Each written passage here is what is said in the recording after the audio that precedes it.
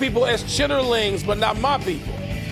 Catfish, chitlins. That's it. I'm not a hot sauce guy. I admit that. I'm not a hot sauce guy. Welcome to PTI, boys and girls. On today's episode, the Mets' new ace, Steve Kerr's future, and Booger McFarland joins us for 5 good minutes. But we begin today with the Denver Broncos as they approach their AFC Championship game against New England without their usual starting quarterback, Bo Nix, who broke his ankle late in the game against Buffalo last weekend. The Broncos' new quarterback is veteran backup Jarrett Stidham, who hasn't thrown a pass in the NFL in 2 years. At the moment, the Broncos are 5.5-point underdogs at home to New England, an unprecedented number for a home team in a conference championship game. Wilbon, do you consider the Broncos to be significant underdogs in this game? Yes, of course I do. They're missing their starting quarterback. Yes. And there's no team in the league today, 32 teams, if missing its starting quarterback, that would be like less than a heavy underdog. I'll mention one team I can think of ever in my lifetime, at least in my adult lifetime, where the backup quarterback could come in and you could have almost the belief you have that you wouldn't have starting quarterback, and that would be Joe Montana and Steve Young. That's it, because they both wore the gold jackets. Everybody else, Tony, the answer is massive underdog. And I don't care what Sean Payton says. Sean Payton's done all the right things, starting with his messaging in the post game, where he had a second post game after they lost the game. I mean, after they won the game, and he broke his ankle.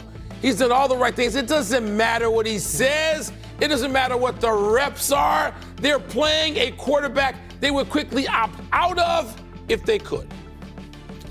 So let me try and take the other side of this just for a little bit of balance. And I will say that I'm going to start with Sean Payton because he does know what he's doing. When he first got to Denver, one of the first guys he brought over was Stidham as an insurance policy, not to start, as an insurance policy. So he knows him a long time. He likes him a long time. He's been there 3 years now. His trajectory, Sean Payton's trajectory, has gone nothing but up. 8-9 the first year, then 10-7, then 14-3. Now, a lot of that was drafting Bo Nix, replacing Russell Wilson with Bo Nix. I'm not going to try to minimize that, but a lot of it is defense as well. They have the most sacks in the league this year. They have allowed the third fewest amount of points this year and last year.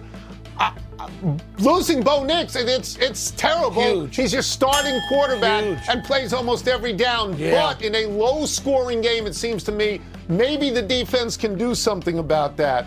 I remember, there's two things I want to say.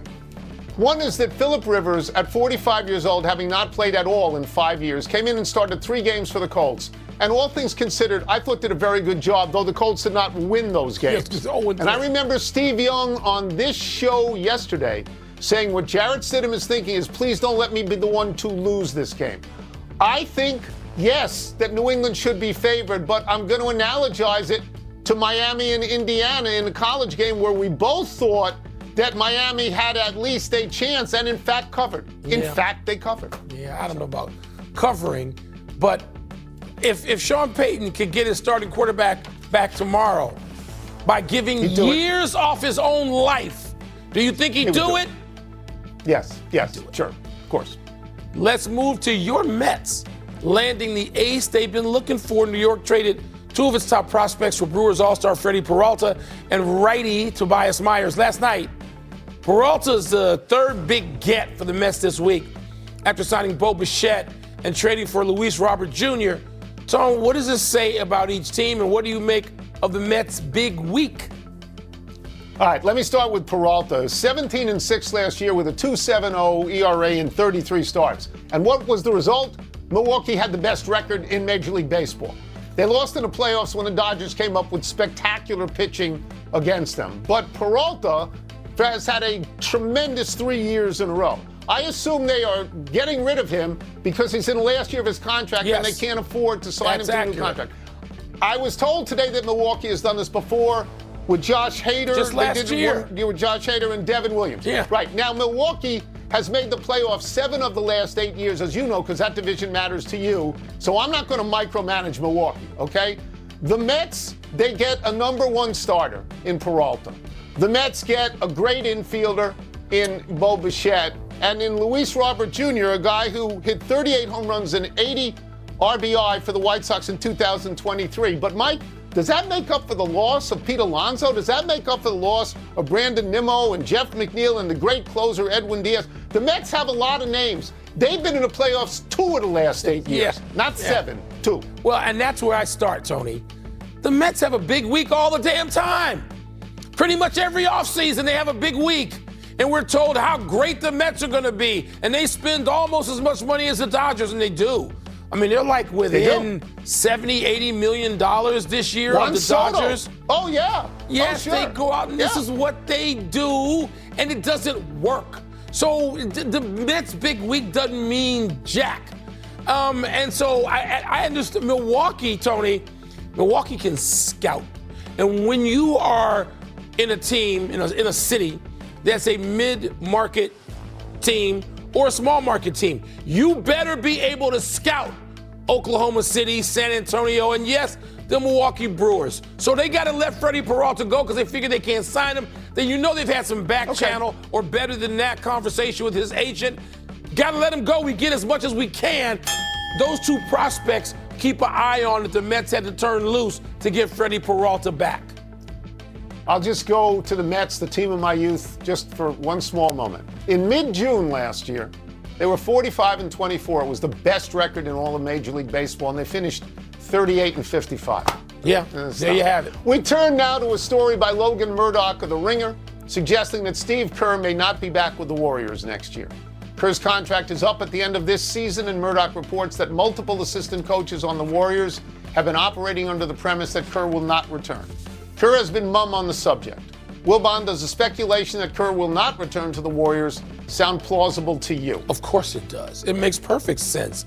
Steve Kerr can do what he wants. He's won 4 championships. And if this team, Tony, was 3 years ago or 4 years ago going into the 21-22 season when they, won another championship, then Steve Kerr might be thinking differently. But in this case, with Steph Curry and Draymond Green being on the, not just the back 9, what are they, on holes 16 and 17? It's done. It's okay. They had one of the great runs in the history of the NBA. Steve Kerr been part of 3 of the great runs. Chicago, San Antonio as a player, and then Golden State as a coach. Everything he could want, he's done. Yeah. And they're not going to win. I love them. I have loved my time going to San Francisco to cover the Warriors the last 11 years. That window is closed. I hate to say it.